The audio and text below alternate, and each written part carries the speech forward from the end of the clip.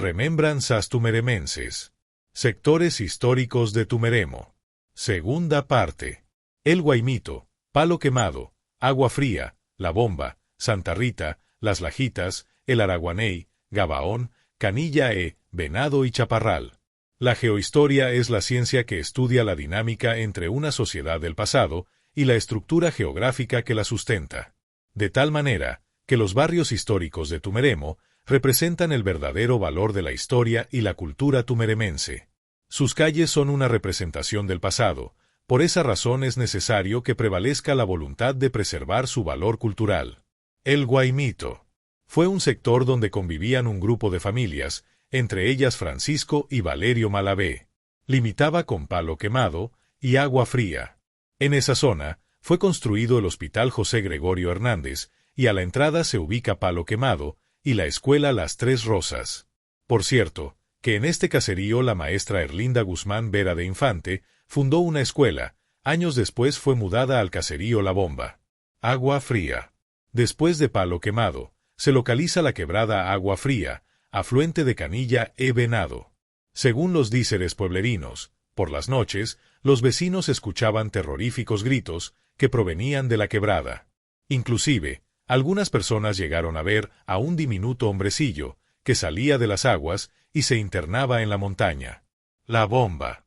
La Bomba, considerado como uno de los barrios antiguos de Tumeremo. En esa barriada, el general Alamilla Ramos, jefe civil de Tumeremo, 1922, fundó un hato que llamó La Esperanza. Alamilla Ramos fue quien ordenó el fusilamiento del general Pedro José Fernández, hecho ocurrido en 5 reales. En ese sector vivieron los generales Tomás Bermúdez, Juan Bravo y José Fajardo, impulsores de grandes extensiones de agricultura. Allí tenía su residencia José Maturín y Roseliano Torres y su esposa Lina. Estos dos pintorescos personajes, los fines de semana, llegaban directo a la bodega de Abdón Arteaga, ubicada en la calle Junín. Una sonora rocola alegraba el ambiente. Roseliano y Lina no perdían su tiempo y al son de la música bailoteaban hasta el cansancio. Romero y Maturín, ambos fueron lugartenientes de José Tomás Funes, el terror del Amazonas. Lo cierto es que el nombre de la bomba ha fenecido, ahora se llama La Bombita. Detalles que, erróneamente, contribuyen a la disipación de nuestra historia. Santa Rita. Fue un próspero caserío, conformado en su mayoría por personas que se dedicaban a la explotación balatera y minera. Está ubicado en el camino real que conduce a Gabaón, Nuevo Callao, Botanamo y Vuelvancaras y otros sectores mineros del Cuyuni. En el siglo pasado, el caserío contaba con una escuela y un cementerio. Luis Trías Reyes, dueño del hato Santa Rita, construyó una capilla en honor a Santa Rita. Los fines de semana el párroco de Tumeremo acudía a celebrar la Santa Misa. Debido a la afluencia de mineros y balateros que se dirigían a los diferentes frentes de trabajo, Santa Rita se convirtió en una parada obligatoria de descanso. Las Lajitas. Este riachuelo cruza el camino real que conduce a Santa Rita, con sus blancas y espumosas aguas, y bajo el extenso bosque que en otrora fue apropiado para disfrutar de un merecido descanso. En Semana Santa, las familias disfrutaban de la belleza natural. Resulta que un sabelotodo, de los que nunca faltan, se le ocurrió la magnífica idea de ampliar la carretera, y con un tractor destruyeron lo que fue la quebrada Las Lajitas. De esa manera se cometió el mayor ecocidio conocido en Tumeremo. Canilla Venado. Es un riachuelo, afluente de Las Lajitas, cuyas traslúcidas aguas se confunden con el verdor sabanero. En esas sabanas, los generales, Tomás Bermúdez, Juan Bravo y José Fajardo, llegaron a fomentar grandes extensiones de agricultura, e inclusive allí tenía su residencia Luis María Paiva, célebre personaje que participó en las andanzas con Funes. Igual que Las Lajitas, la tala y la quema, aunado a la rudeza instintiva de la falta de conciencia ciudadana, fueron los factores que contribuyeron para que estos espacios naturales se volaticen. Gabaón.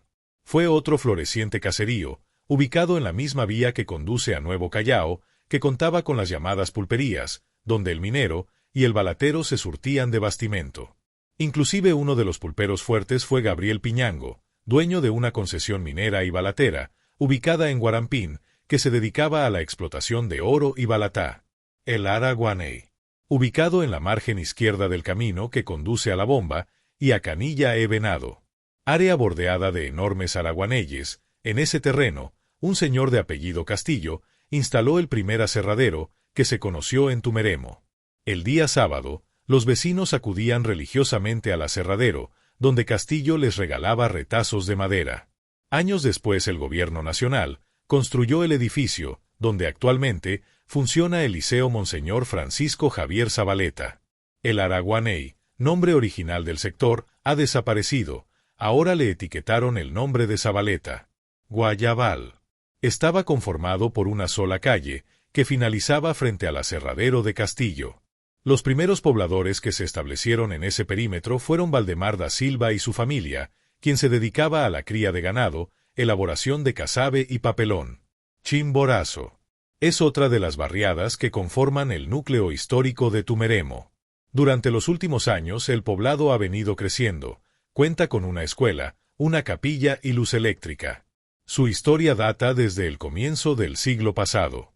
Un camino real que para aquel entonces comunicaba con Chaparral, Canilla de Venado, Nuevo Callao, Botanamo y otros centros mineros del Cuyuní.